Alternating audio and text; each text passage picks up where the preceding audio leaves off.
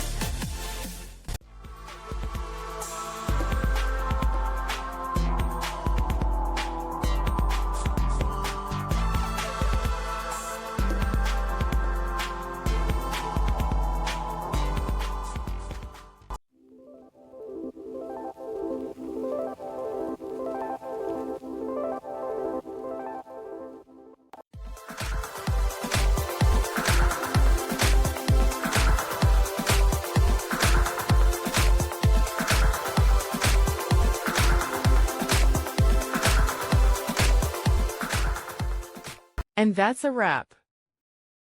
I hope you found the answer you were looking for. If you did, take a second to hit that subscribe button. It really helps out. And let me know in the comments which solution worked best for you.